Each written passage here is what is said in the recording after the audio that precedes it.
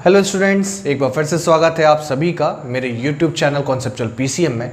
देखिए, organic chemistry का एक बहुत बड़ा पार्ट है और ऑर्गेनिक केमिस्ट्री को समझना इतना आसान नहीं है अगर आप जीओसी नहीं जानते हैं, जनरल ऑर्गेनिक केमिस्ट्री। और जनरल ऑर्गेनिक केमिस्ट्री जो है वो बेस है ऑर्गेनिक केमिस्ट्री का, चाहे वो क्लास 11th की ऑर्गेनिक केमिस्ट्री हो, चाहे वो क्लास 12th की ऑर्गेनिक केमिस्ट्री हो। तो बहुत सारी रिएक्शंस बहुत ईजी हो जाएंगी, उनके मैकेनिज्म बहुत ईजी हो जाएंगे अगर आपको जीओसी आता है, बनता है।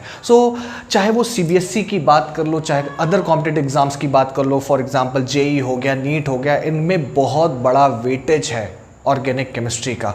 मैं चाहूँगा कि अगर आप ऑर्गेनिक केमिस्ट्री में मार्क्स लेकर आना चाहते हैं, उसमें मार्क्स खींचना चाहते हैं, तो आपको जीओसी सबसे पहले उसको स्ट्रॉन्ग करना पड़ेगा। और आज से मैं अपने इस सीरीज़ में जीओसी के शॉर्ट वीडियोस की एक सीरीज़ बनाने जा रहा हूं और जितने भी इंपॉर्टेंट टॉपिक्स हैं रिलेटेड टू जीओसी और जो आपको क्लास 11th में, क्लास 12th के ऑर्गेनिक केमिस्ट्री में काम आने वाले हैं, वो सारे टॉपिक्स कवर करूंगा और कोशिश करूंगा जितना आसानी से आपको समझा सकूं, वो मैं पूरी कोशिश करूंगा। आज का मैं जो टॉपिक लेने जा रहा हूं that is types of attacking reagent, जो कि एक इम्पॉर्टेंट टॉपिक है, बेस है बाकी रिएक्शन मैकेनिज्म का। हम लोग इस वीडियो को स्टार्ट करते हैं। चलिए,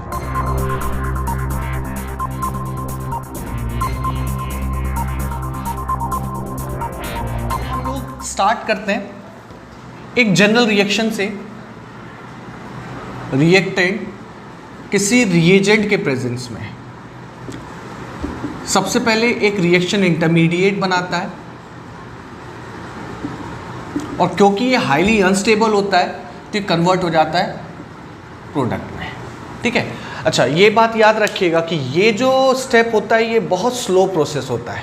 यहाँ से ये कन्वर्ट होना स्लो प्रोसेस होता है और ये बहुत फास्ट प्रोसेस होता है। इसको हम लोग आगे चल के बात करेंगे। ठीक है, अभी के लिए बस इतना जानिए कि भाई ऑर्गेनिक केमिस्ट्री में इस रिएक्टेंट को हम लोग सबस्ट्रेट के नाम से भी जानते हैं। सबस्ट्रेट, अब ये सबस्ट्रेट क्या है? ऑर्गेनिक कंपाउंड है। अब ऑर्गेनिक कंपाउंड मेनली सी और एच के बने होते हैं। अच्छा, इसमें अगर ऑक्सीजन, नाइट्रोजन या कोई हेलोजन ग्रुप आ जाए, हेलोजन एटम आ जाए, या अनसैचुरेशन आ जाए, तो भाई अनसैचुरेशन का मतलब क्या? डबल बॉन्ड या ट्रिपल बॉन्ड। तो इनकी वजह से क्या होगा? इनकी वजह से उस ऑर्गेनिक कंपाउंड के अंदर पोलैरिटी आ जाएगी। ठीक, कैसे? क्योंकि भाई ये इलेक्ट्रोनेगेटिव ग्रुप्स हैं। ठीक है, ये उस बॉन्ड के अंदर क्या करेंगे? पोलराइजेशन करेंगे। पोलराइजेशन मतलब क्या भाई? किसी एटम पर क्या होगा? इलेक्ट्रॉन की डेंसिटी कम हो जाएगी, यानी हम कहेंगे उस पर कौन सा चार्ज आ जाएगा? Del positive. ठीक है, ऐसे ही दूसरे वाले ग्रुप पर क्या आ जाएगा? Del negative. चलिए इसको एक एग्जांपल से समझते हैं। मान लीजिए ये अल्केन है। ठीक है, हाइड्रोजन और कार्बन का इलेक्ट्रोनेगेटिविटी जो है वो नियरली सेम होता है, इसलिए इनका इलेक्ट्रोनेगेटिविटी डिफरेंस नहीं आएगा, पोलराइजेशन नहीं होता है। ठीक है, अच्छा इसी H की जगह मान लीजिए अगर यहाँ पे क्लोरीन होता तो फिर क्या होता? क्लोरीन जो है, क्योंकि ये इलेक्ट्रोनेगेटिव, ज़्यादा इलेक्ट्रोनेगेटिव एटम है, तो ये यहाँ के जो इलेक्ट्रॉन पेयर्स हैं, ठीक है, वो अपनी तरफ शिफ्ट कर लेगा। ठीक है, अपनी तरफ शिफ्ट कर लेगा, जिसकी वजह से यहाँ पे इलेक्ट्रॉन की डेंसिटी ज़्यादा हो जाएगी, यानी हम कहेंगे ये डेल नेगेटिव हो गया। और क्योंकि इस पर इलेक्ट्रॉन डेंसिटी कम हो गई है तो ये डेल पॉजिटिव हो गया। इसी को कहते हैं हम लोग कि ये जो कंपाउंड है ये क्या हो गया है? उसके अंदर क्या आ गई? पोलैरिटी आ गई है। ठीक है, वही मैं बता रहा था आप लोगों को। ठीक है, अच्छा अब पोलैरिटी आ जाना, यानी जब पोलैरिटी नहीं थी तो आपको पता है ये स्टेबल था, इस पर आसानी से कोई भी अटैकिंग ग्रुप आके अटैक नहीं कर सकता। लेकिन अब पोलैरिटी आ गई है, कमजोरी आ चुकी है। ठीक है, तो कमजोरी आना मतलब कमजोर पॉइंट आ जाना, दैट मीन्स कि अब इस पर अटैक होने के चांसेस बढ़ जाते हैं। यानी हम कहेंगे कि किसी भी कंपाउंड में पोलैरिटी जितनी ज़्यादा होगी ऑर्गेनिक कंपाउंड में, वो उतना ज़्यादा लेस स्टेबल हो जाता है, उसकी स्टेबिलिटी गिर जाती है। और जितनी कम स्टेबिलिटी होगी हम कहेंगे वो कंपाउंड उतना ज़्यादा रिएक्टिव होगा। ठीक है, अब यहाँ से कहानी आती है कि भाई ये जो रिएक्टिव हो रहा है तो इस पर रिएक्ट कौन करते हैं? तो हम कहेंगे ये, दैट इज अटैकिंग रिएजेंट। अब यही है हमारा आज का टॉपिक। तो अटैकिंग रिएजेंट, दो साइड्स जनरेट हो रही है ना, दो साइड्स, एक डेंसिटी कम वाली और एक डेंसिटी ज़्यादा वाली, इसने इलेक्ट्रॉन्स अपनी तरफ शिफ्ट कर लिया था, तो यहाँ डेंसिटी ज़्यादा हो गई इलेक्ट्रॉन्स की, यहाँ डेंसिटी कम हो गई। तो भाई ऐसा है कि अटैक यहाँ भी हो सकता है, अटैक यहाँ भी हो सकता है। अब यहाँ अटैक कौन करने आएगा? तो हम कहेंगे यहाँ इलेक्ट्रॉन डेंसिटी कम है, तो ये चाहेगा कि क्या इलेक्ट्रॉन्स कोई अटैक करने आए जिसके पास इलेक्ट्रॉन डेंसिटी ज़्यादा हो। ठीक है, ऐसे यहाँ पर अगर अटैक होगा सबसे पहले, तो इसके पास क्या इलेक्ट्रॉन डेंसिटी ज़्यादा है, तो इस पर कौन अटैक करने आ सकता है? तो हम कहेंगे कि ऐसे अटैकिंग रिएजेंट जिनके पास क्या हो, इलेक्ट्रॉन डेंसिटी कम हो। तो वही कहते हैं कि यहाँ पर जो अटैकिंग रिएजेंट्स है वो दो टाइप में आ गए। पहला क्या, मैं प्लस से इंडिकेट कर रहा हूँ। अब प्लस का मतलब क्या, जिनके पास इलेक्ट्रॉन डेफिशिएंसी हो, या हम कहें कि इलेक्ट्रॉन डेंसिटी कम हो। तो इलेक्ट्रॉन डेंसिटी कम होगी तो अटैक कहाँ करेगा? इस वाले पर अटैक करेगा कंपाउंड के। ठीक है, तो हम कहेंगे ऐसे अटैकिंग रिएजेंट्स को इलेक्ट्रोफाइल।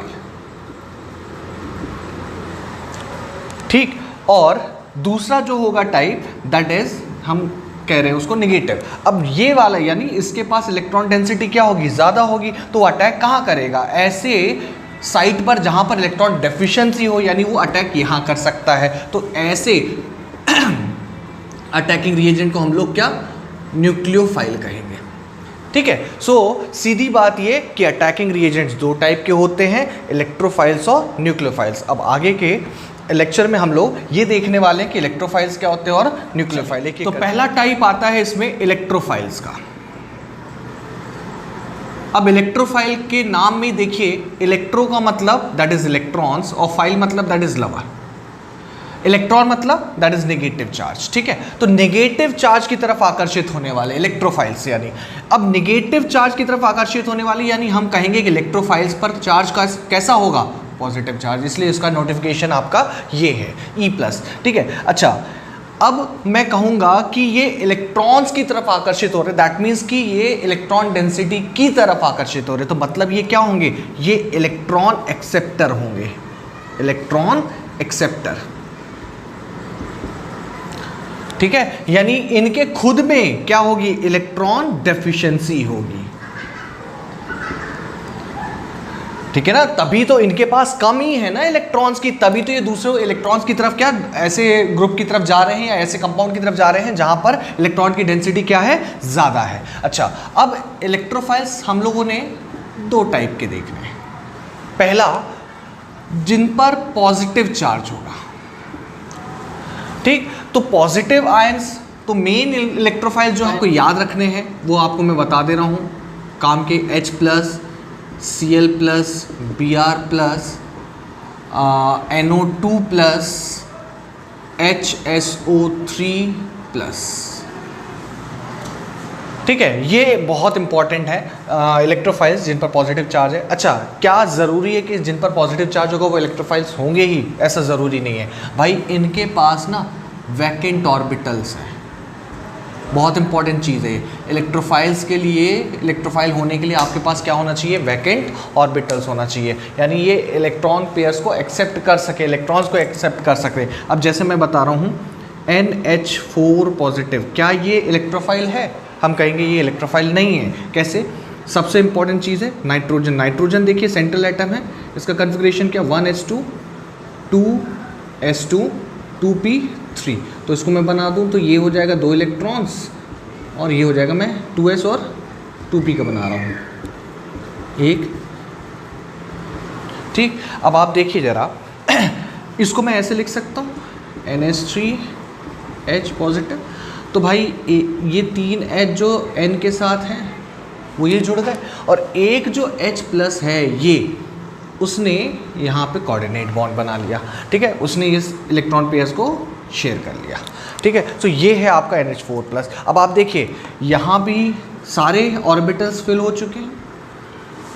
ठीक, और सारे ऑर्बिटल्स फिल हो चुके, तो ऑब्वियस सी बात है कि अब जो नाइट्रोजन जो है वो इलेक्ट्रॉन पेयर्स एक्सेप्ट नहीं कर सकता है, इलेक्ट्रॉन पेयर्स एक्सेप्ट नहीं कर सकता, इलेक्ट्रॉन एक्सेप्ट नहीं कर सकता, यानी वैकेंट ऑर्बिटल नहीं है। दैट मीन्स क्या कि वो इलेक्ट्रोफाइल नहीं है। सबसे इंपॉर्टेंट चीज़ क्या कि इलेक्ट्रोफाइल्स वो होते हैं जो इलेक्ट्रॉन एक्सेप्टर होते हैं। ठीक, सो हम लोग उसको कंसिडर नहीं करेंगे जब तक कि ये डिसोसिएट फॉर्म में ना दिखाया जाए। यानी अगर ये हम लोग को ऐसे लिखा होता ना NH4 पॉजिटिव एक्वस, ठीक है, तो इसका मतलब होता कि ये NH3 प्लस H प्लस, यानी पानी में तो कोई भी चीज़ डिसोसिएट हो ही जाती है ना। सो ये आपकी डिसोसिएट हुई।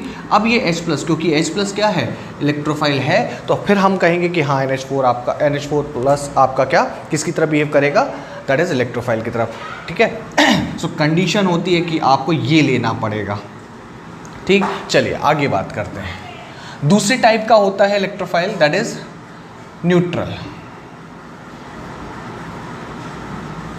अब न्यूट्रल इलेक्ट्रोफाइल, भाई सीधी बात ये इलेक्ट्रॉन एक्सेप्टर्स और ऐसे जो न्यूट्रल हों तो हम कहेंगे ये BF3। ठीक है, इसका स्ट्रक्चर कैसा, ये आपका F, ये F और ये F। ठीक, बोरॉन के पास 3 इलेक्ट्रॉन्स, फ्लोरीन के पास एक इलेक्ट्रॉन शेयर हुए, टोटल इलेक्ट्रॉन्स इसके पास कितने हो गए, 6 इलेक्ट्रॉन्स। देखिए ऑक्टेट कंप्लीट नहीं है, मतलब कि ऑक्टेट कंप्लीट कर सकता है कैसे, bye accepting lone pair of electron. तो सीधी बात ये कि क्योंकि इलेक्ट्रॉन्स को एक्सेप्ट कर रहा है, यानी ये किसकी तरह माना जाएगा, आपके इलेक्ट्रोफाइल्स की तरह। ऐसे ही एक और एग्जांपल AlCl3, बहुत इंपॉर्टेंट है ये। ठीक है, इसके भी आउटर शेल में कितने 3 इलेक्ट्रॉन्स और 3 शेयर हुए, यानी 6 इलेक्ट्रॉन्स इसके पास पहुँचे, यानी 2 इलेक्ट्रॉन्स और ये एक्सेप्ट कर सकता है। तो हमारे पास इलेक्ट्रोफाइल्स 2 तरह के, एक वो जिन पर पॉजिटिव चार्ज होता है, एक वो जो न्यूट्रल होते हैं। पर सारे पॉजिटिव चार्ज कंसीडर करने वाले जो ग्रुप्स होंगे वो ज़रूरी नहीं कि वो इलेक्ट्रोफाइल्स हों, स्पेशल कंडीशन होगी। ठीक है, इलेक्ट्रोफाइल से ज़्यादा इंपॉर्टेंट है हमारा न्यूक्लियोफाइल। अच्छा, उसके पहले न्यूक्लियोफाइल पहुंचने से पहले मैं एक चीज़ बता दूं आपको कि आपने ये कॉन्सेप्ट पहले भी पढ़ा होगा, दैट जो लोन पेयर ऑफ इलेक्ट्रॉन्स को एक्सेप्ट करते हैं वो क्या कहलाते हैं, लुईस एसिड। ठीक है, तो याद रखिएगा हम लोग इलेक्ट्रोफाइल्स को कभी कभी लुईस एसिड भी कहते हैं। ठीक है, सो लुईस एसिड और इलेक्ट्रोफाइल्स नियरली एक ही चीज़ है। ठीक है, सारे लुईस एसिड्स इलेक्ट्रोफाइल्स हैं, पर सारे इलेक्ट्रोफाइल्स लुईस एसिड। चलिए जल्दी से हम लोग न्यूक्लियोफाइल भी कवर कर लेते हैं। तो सेकंड है हमारा न्यूक्लियोफाइल।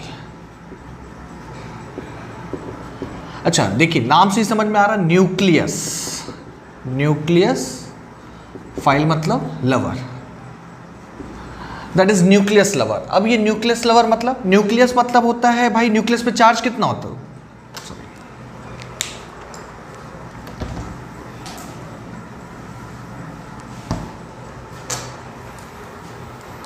चलिए आइए तो जरा जल्दी से हम लोग अपना सेकंड अटैकिंग रिएजेंट भी कवर कर लेते हैं, दैट इज न्यूक्लियोफाइल। देखिए न्यूक्लियोफाइल में ये 2 चीज़ों से मिलकर बना, न्यूक्लियस एंड दैट लवर।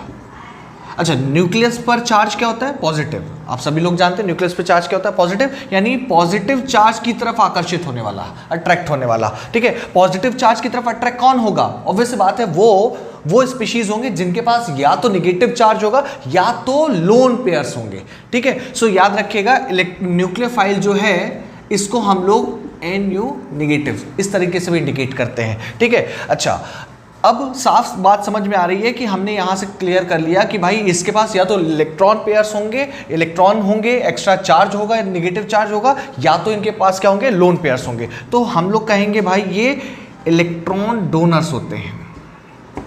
ठीक है, और या ऐसा कहें कि इनके पास इलेक्ट्रॉन डेंसिटी जो है वो ज़्यादा होती है। अब सीधी बात है, आपको मैंने अभी थोड़ी देर पहले भाई ये बताया था कि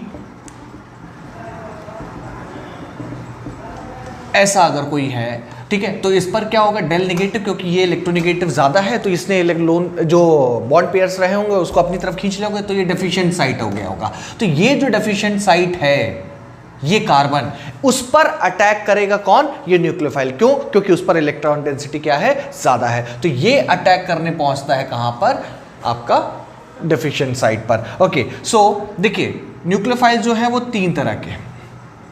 पहला नेगेटिव आयंस, ठीक है। फॉर एग्जाम्पल आपका हो गया Cl नेगेटिव, आपका हो गया OH negative, Cn negative, CH3O negative, फिर हो गया आपका HS नेगेटिव, ठीक है ना। ये सब आपके क्या है, न्यूक्लियोफाइल्स हैं, ठीक।